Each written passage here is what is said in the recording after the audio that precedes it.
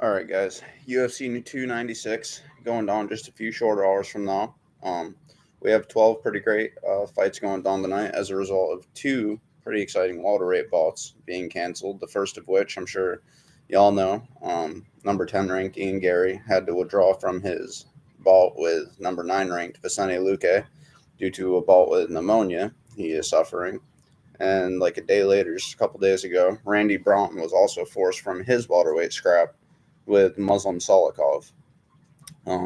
Two very upsetting fight cancellations. I know we were all looking forward to Garry versus Luque, especially, but no less, like I said, still got 12 pretty exciting fights going down tonight. So let's start off with the early preliminary opener between Martin Budai and Shamil Ghazayev. Now, Budai, let's start off by saying both these guys are finishers, so it should be an interesting one.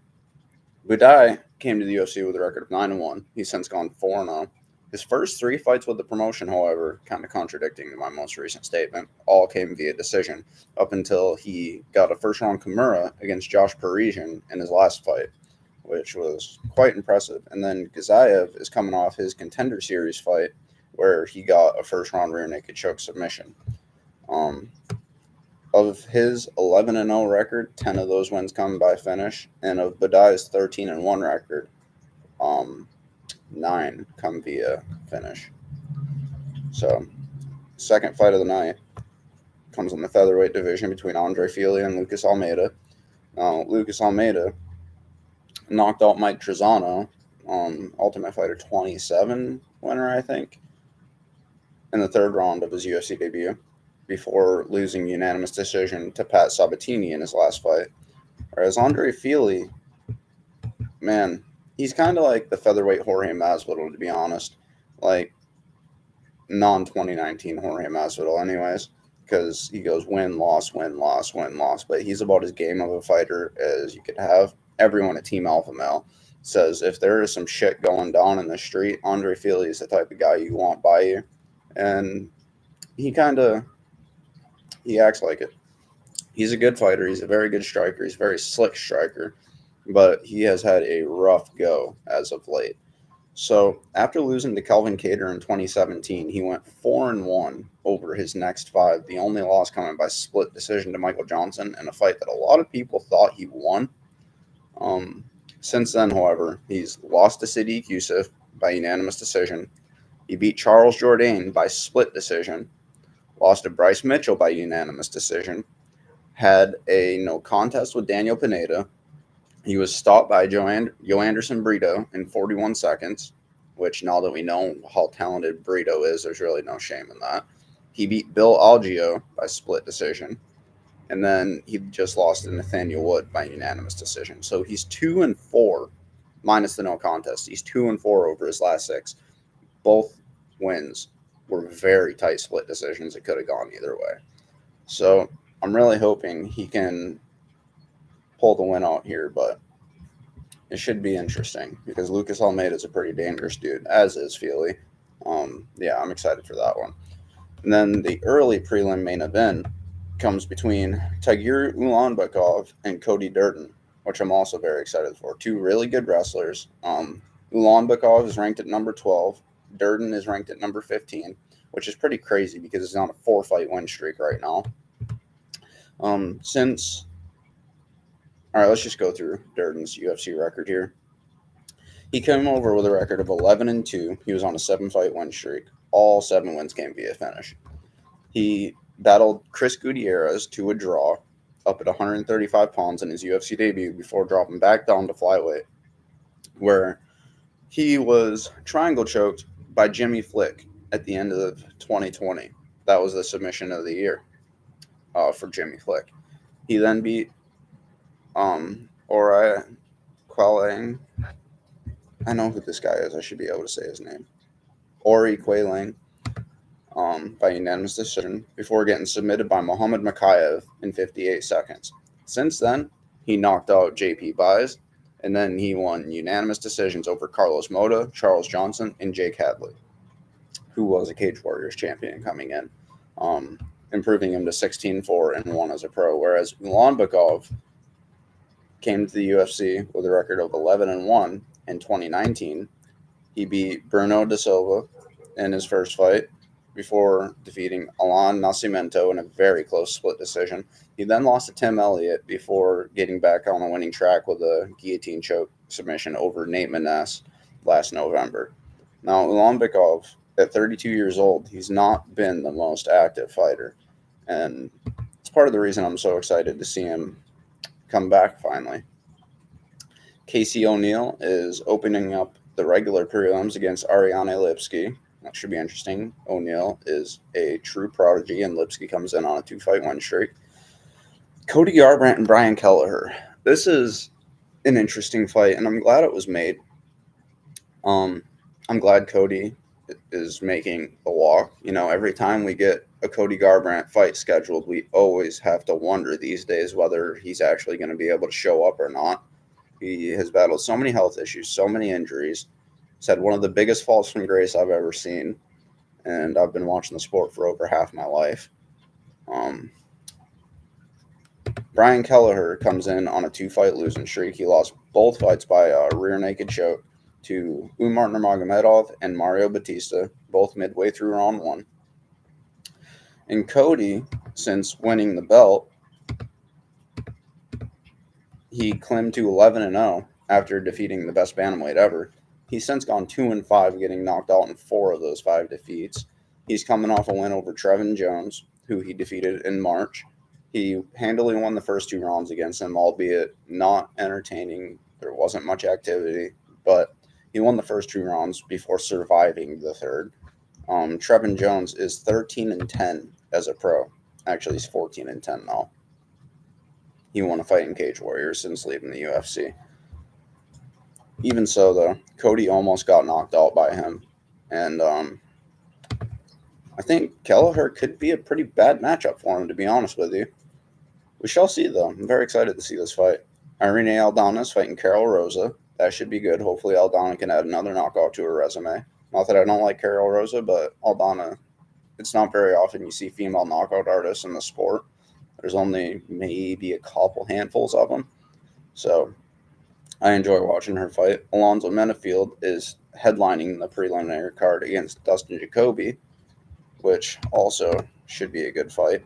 Dustin Jacoby, since coming back to MMA after his 10-8 kickboxing tenure, which you might look at it and go like, oh, he went 10-8, he's not that good. But, dude, he beat Wayne Barrett. He beat Carl Robertson, who wasn't a great kickboxer, but was, a pretty solid striker. He fought Simon Marcus twice. He fought Alex Pereira. All those guys he fought in kickboxing, and most of his wins come via knockout. In fact, 9 of the 10 do. Let's see. After dropping back-to-back fights in Bellator in 2014 and 2015 that brought his record from 10-3 to 10-5, he went and had that 18-fight stretch in kickboxing and pro kickboxing. He came back and won unanimous decision against Cody East before doing the same against Ty Flores on the Contender Series. He then made his way back to the UFC, where he initially went 6-0-1 through his first 7 bouts before losing a pretty controversial split decision to Khalil Rountree, who is on fire right now, and then lost a convincing unanimous decision to Azamat Mirzakhanov, who is a knockout artist that is 13-0 as a pro right now. Before coming back to knock out Kennedy Njoku in his last fight, in his most recent fight last August. Whereas Alonzo Menafield has done pretty well for himself as of late too. He's 5-1-1 in his last 6, 3-0-1 in his last 4. He knocked out Askar Mazharev in June of 24, or June 4th of 2022, my bad. He then knocked out Misha Serkinov before battling to a draw with Jimmy Crute, which was just a straight-up war. If you haven't seen that fight, go back and watch it. It was incredible. He then went into his immediate rematch with Jimmy Crute, leaving the victor via submission choke and via guillotine choke in round 2. I'll be honest with you, I was worried for Crute going into that fight, considering how much damage he took in the first one. And considering it was only like 4 or 5 months after their first fight, I was afraid he was going to get knocked out. Not in a million years did I think Alonzo Menifield was going to submit Jimmy Crute. Like, I know Paul Craig just got submitted by Brennan Allen. Jimmy Crute, prior, was the only guy to ever submit Paul Craig, and he did it with a Kimura. He's such a great grappler. And, Alonzo Menifield guillotine choked him. Couldn't believe it. Menifield has done really well for himself lately. That should be an interesting fight. And then opening up the main card, we got a really interesting scrap between Josh Emmett and Bryce Mitchell. Now, Emmett was originally slated to fight Giga Chikadze at this event, which was going to be a good fight too. Once Chikadze was forced to pull out, Diego Lopez said that he would fight Josh Emmett, and I was really hoping the UFC was going to make that fight because, man, just as Joe Rogan said right after Lopez's last fight, he is a star in the making. He is such a dangerous dude. Like, he's 2-1 in the UFC, 2 first-round finishes. His only losses to Movsar Evloev. He lost his UFC debut to him. Like, imagine fighting Movsar Evloev on your UFC debut. And in my opinion, he won that fight. He almost finished Evloev like 5 different times in that fight. The only reason Evloev was given the decision is because, 1, he's undefeated. For 2, he's the experienced UFC fighter of the two. Honestly, I'd kind of like to see that rematch, but no less. They didn't make that fight. They gave Bryce Mitchell the shot instead. And I'm kind of worried for Bryce Mitchell going into this fight, to be honest. After beating Ilia Topuria, or after losing to Ilia Topuria, my bad, in December of last year, he came back a couple months ago in September to fight Dan Ige. And I was a little worried for him in this fight, too. Dan Ige is not the best of the best, but he is very good. He's a great grappler, and he's got pretty damn good striking with heavy hands. Mitchell barely got by Dan Ige. He got tagged up on the feet, and he was able to all-wrestle him, and when he got him down, he kept him down. So I was impressed with him, but he barely got by him. And Josh Emmett also beat Dan Ige. To be honest with you, I think he's a better version of Dan Ige. He hits harder. He's, I think, a little bit better of a striker. And instead of the jiu-jitsu in wrestling, he's more of a pure wrestler. But, man, I'm really hoping Bryce doesn't get hurt in this fight. Because even though Josh Emmett lost his last 2 fights, and he's, I think, 39 years old now, 38. Yeah, this should be an interesting one. I'm glad it was made. I still wish it was Emmett and Lopez, though. But, on the contrary, Bryce Mitchell really hasn't been that active over the last several years, and it's really good to see him fight twice in 3 months. Less than 3 months, actually. Our second fight on the main card, our first feature fight of the evening, comes at lightweight between Tony Ferguson and Paddy Pimblett. I loved listening to these two go at it at the press conference, I'll tell you that. Like, I know Paddy is good at talking shit, but I haven't really heard him run his mouth too much at guys that he's fought in the UFC, short of Jordan Levitt anyway. And, yeah, he held his own against Tony. Tony held his own against him. It was super entertaining. You didn't watch it, go back and watch it before these fights happen. Paddy, 4-0 in the UFC, though he probably should be 3-1. Everyone was giving him shit after his Jared Gordon fight that they thought he lost back in December of last year, the same night Mitchell fought Topuria, actually. And he did. He lost that fight, but was gifted the decision. One thing that I learned about that since is he broke his foot in the first round of that fight. He's still a talented fighter, and I don't know why he gets so much hate. Like, it's not his fault that that fight was scored for him. He's entertaining. He's got passable striking. He leaves his chin straight up, and I really wish he would work on that. He's got passable striking, and he is an elite grappler. He's got a solid black belt in Brazilian Jiu-Jitsu, as does Tony Ferguson, though Tony was submitted in his last 2 fights. Tony, as we all know, fell from 25-3 on a 12-fight win streak to 25-9 on a 6-fight losing streak. He was finished in 4 of them. The only 2 that he wasn't finished in, to Charles Oliveira, if there was 5 seconds left in that first round, he would have got his arm broken. And Beneil Dariush, who nearly submitted him with both a knee bar and a heel hook. He tore his leg apart in that fight. So he almost got finished in all 6 of them. And this should be an interesting one because Tony has shown that he's still a good fighter and he's still a dangerous fighter. He did well against Chandler in the first half of that first round. He rocked Gagey with an uppercut really bad in the late in the second. He was tagging Bobby Green up. I mean, he was getting tagged up too, but he dropped Bobby Green. I think it was in the first round. He's still shown that he's a dangerous guy, but he hasn't shown the ability to pick up a win since the pandemic. And at first, I hated this fight. I absolutely hated that the UFC made this fight. But now I'm actually a really big fan of it because Tony's not fighting an elite of the elite guy. Okay? That's good. That's great. If he's going to stick around, give him someone that's not ranked. I know his last fight was against Bobby Green, who wasn't ranked. His last one before that was Nate Diaz.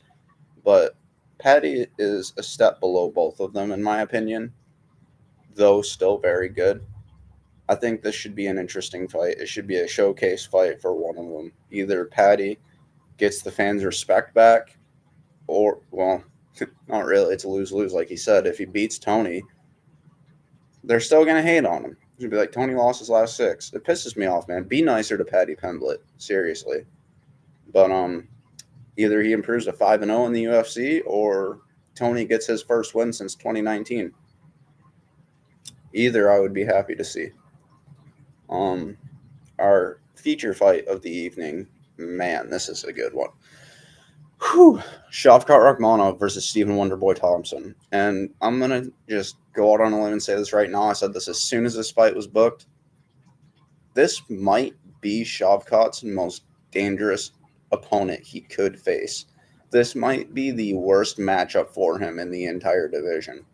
Like, I'm going to be really honest with you right now. Him against Leon Edwards, I would favor him. Him against Colby Covington, honestly, I would favor him. Like, Bilal Muhammad, I'd favor Shavkat. But Stephen Thompson, I don't know how this fight's going to go at all. I think he better bring some really good wrestling to the fight tonight. Because I don't see him outstriking Wonderboy. I mean, maybe he could clip him and hurt him, maybe even finish him. But I do believe he needs this fight on the mat, and he needs to set it up with his striking, which he's absolutely brilliant at, perhaps one of the best in the entire sport at it. But man, Stephen Thompson is a tough fight for him, I think. Find out in about 10 hours here, 11 hours here. But I'm super excited for it. Does Shavkat improve to 18-0, or does Wonderboy set back the clock again, like he did in his last fight with Kevin Holland, and pick up the win? I think the winner of this, if Bilal Muhammad wasn't there anyways, should get a title shot. But Bilal Muhammad is there. And in fact, he's ranked above Colby Covington, who's for the first time in like 5 years ranked outside the top 2. But yeah, that's going to be a good one, man. Oh my God, that's going to be a good one. I can't wait. Our co-main event of the evening is a rematch for the flyweight title between Alexander Pantoja and Brandon Royval. Now, Pantoja is a guy that I don't know if I ever predicted him to become champion, but I always knew that he could. And he did it in his trilogy with Brandon Moreno, going 3-0 against Brandon Moreno. That's a serious feat. That's like Volkanovski going 3-0 against Max Holloway. Like, Brandon Moreno is great, but he just can't seem to hold the belt when he wins it. After losing to Brandon Moreno, Royval fell to 2-1 in the UFC, but he got injured in that fight. His next fight, he was submitted by Pantoja in round 2 with a rear naked choke. Those were the only 2 times he'd ever been finished in his career.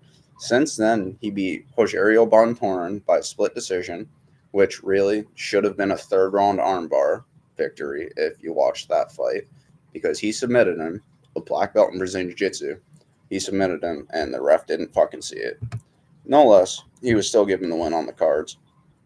He then submitted Matt Schnell with a guillotine and knocked out Matthias Nicolau in the first round with a knee, followed by a punch. Nicolau was 4-0 since returning to the UFC, with wins over Manal Kopp and Tim Elliott, David Dvorak, Matt Schnell himself.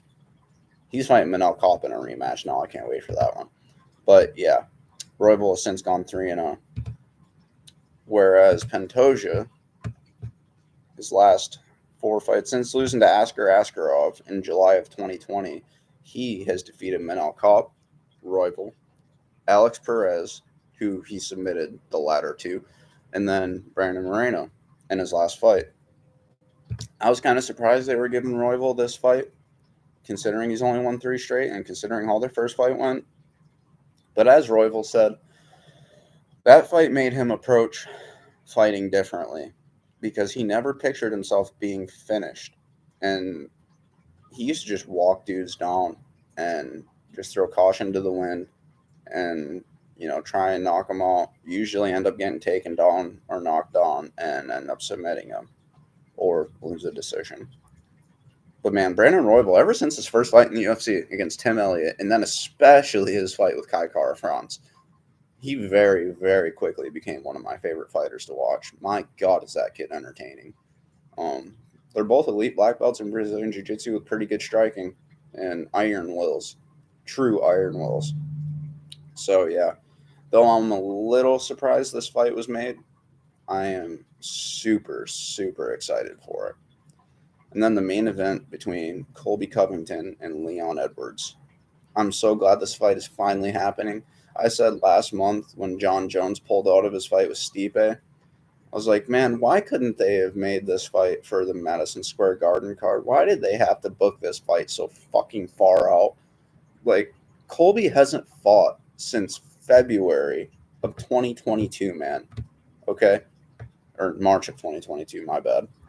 And it's worrying because going into his rematch with Kamaru Usman, he'd been out 14 months. Look how gun-shy he was in the first 2 rounds of that fight. Now, and that wasn't the first year-plus absence he had either. And now at 35 years old, turning 36 in February, he hasn't fought in almost 2 years.